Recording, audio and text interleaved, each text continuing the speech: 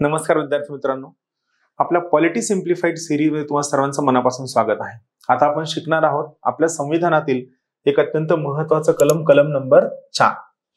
एक लक्षात घ्या, कोणताही पॉलिटीचा असेल, इकॉनॉमीचा असेल, जिओग्राफी, हिस्ट्री, एन्व्हायरमेंट कशाचाही कन्सेप्ट असेल आणि जर तुम्हाला कोणताही कन्सेप्ट जर शिकायचा असेल तर त्या केसमध्ये एक पक्की गोष्ट लक्षात घ्या की त्यासाठी तुम्हाला त्या कन्सेप्टची थीम लक्षात असायला हवी की नेमकं त्या आर्टिकल मध्ये, त्या कन्सेप्ट मध्ये एक सिंगल लाईन थीम काय आहे। फॉर एक्झाम्पल मी तुम्हाला काय सांगितलं, पहिल्या कलमात काय आहे, नाव, दुसऱ्यात काय आहे, एक्सटर्नल ऍडजस्टमेंट, तिसऱ्यात काय आहे, इंटरनल ऍडजस्टमेंट, मग आर्टिकल चौथं काय आहे। तर मी तुम्हाला अगोदर थीम सांगतो की आर्टिकल 4 काय आहे।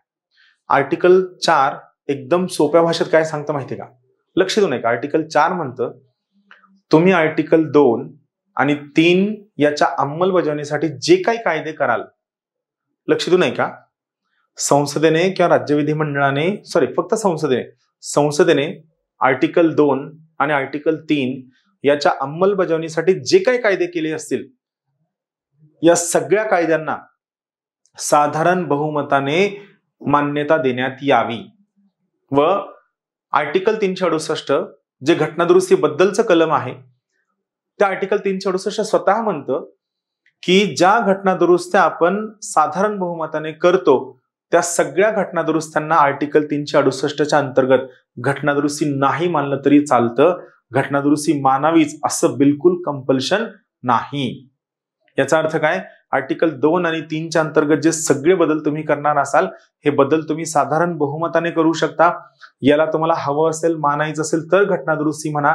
जर तुमचं म्हणणं आहे की आम्हाला घटनादुरुस्ती म्हणायचं नाहीये, तर या केसमध्ये तुम्ही याला घटनादुरुस्ती नाही मानलं तरी सुद्धा 100% चालतंय। 2 आणि 3च्या अंतर्गत केलेल्या कोणत्याही बदलाला तुम्ही याला घटनादुरुस्ती म्हणाच असं कोणत्याही प्रकारचं कंपल्शन आर्टिकल 4 टाकत नाही। चला पाहूया आपण भाषा काय आहे। पहा, पहिल्या व चौथ्या अनुसूचीच्या सुधारणेसाठी, म्हणजे काय, जेव्हा आपण आर्टिकल 2 आणि 3च्या अंतर्गत कायदा करू तेव्हा ऑटोमॅटिकली पहिलं शेड्यूल आणि चौथं शेड्यूल यामध्ये बदल होतो। पहिल्या आणि चौथ्या अनुसूचीच्या सुधारणेसाठी आणि पूरक, अनुषंगिक व परिणाम स्वरूप बाबींकरिता तरतूद करण्यासाठी आर्टिकल 2 आणि 3च्या नुसार करण्यात आलेले कायदे।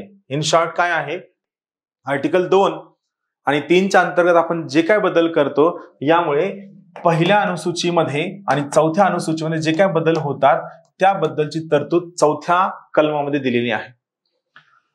पहिल्या शेड्यूल मध्ये काय दिलेलं आहे, पहिल्या शेड्यूल मध्ये दिलेलं आहे वेगवेगळ्या राज्यांचे नाव व त्यांचं क्षेत्रविस्तार, केंद्रशासित प्रदेशांचं नाव व त्यांचा क्षेत्रविस्तार।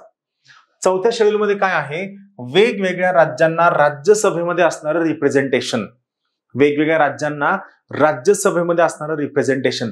सो बेसिकली चौथं शेड्यूल, चौथी अनुसूची कशाबद्दल आहे, तर वेगवेगळ्या राज्यांना राज्यसभेत किती जागा आहेत याबद्दलचं चौथं शेड्यूल आहे। मग आपण अनुच्छेद 2 आणि अनुच्छेद 3, आर्टिकल 2 आणि 3 यासाठी जर आपण कायदे केले तर यामुळे पहिल्या अनुसूचीमध्ये व चौथ्या अनुसूचीमध्ये जे काय बदल होणार आहेत, त्यात काय सुधारणा होणार आहेत त्याबद्दलचं हे चौथं शेड्यूल आहे। काय म्हणतं पहा, लक्ष देऊ नाही का, यामुळे मी सांगतो की अगोदर थीम समजून घ्या। थीम कळली की त्याची भाषा कळणं सोपं होतं। ही भाषा अत्यंत किचकट आहे, संविधानाचं कलम जशाला तसं उचललेलं आहे, त्यामुळे ही भाषा नाही कळली तरी हरकत नाही। जे मुद्दे मी सांगतो ते फक्त समजून घेण्याचा प्रयत्न करा। काय म्हणतं कलम, अनुच्छेद 2 किंवा अनुच्छेद 3। आता बेसिकली आर्टिकल 2 आणि आर्टिकल 3 कशाबद्दल आहे, आर्टिकल 2 आहे एक्सटर्नल ऍडजस्टमेंट बद्दल, आर्टिकल 3 आहे इंटरनल ऍडजस्टमेंट बद्दल, बरोबर आहे। समजा अनुच्छेद 2 किंवा अनुच्छेद 3 मध्ये निर्देश दिलेल्या, म्हणजे त्यांनी जे डिरेक्शन दिले, कोणत्याही कायद्यात, आपण आर्टिकल 2 आणि 3 साठी कोणताही कायदा केला असेल, कायद्यात त्या कायद्याच्या तरतुदी लागू करण्यासाठी आवश्यक अशा पहिली अनुसूची व चौथी अनुसूची यात सुधारणा करण्याविषयीच्या तरतुदी अंतर्भूत असतील। म्हणजे थोडक्यात काय, तुम्ही कायदा करताना हा कायदा आर्टिकल 2 आणि आर्टिकल 3 यांना समोर ठेवून जर कायदा केला तर हा कायद्यामध्ये झालेले जे बदल आहेत हे ऑटोमॅटिकली पहिली अनुसूची आणि चौथ्या अनुसूचीमध्ये ऑटोमॅटिकली बदल होईल। यासाठी परत तुम्हाला पहिल्या अनुसूचीमध्ये जाऊन परत एक कायदा करा, चौथ्या अनुसूचीसाठी परत जाऊन कायदा करा, हे करण्याची गरज नाही. दुसरा अनुच्छेद आणि तिसरा अनुच्छेद यासाठी जर तुम्ही कायदा केला तर ऑटोमॅटिकली पहिली अनुसूची आणि दुसरी अनुसूची यामध्ये ऑटोमॅटिकली बदल होईल आणि संसदेला आवश्यक वाटतील अशा पूरक, अनुषंगिक व परिणाम स्वरूप तरतुदी अंतर्भूत असतील. सो ऑटोमॅटिकली त्यामध्ये बदल केला जाऊ शकतो.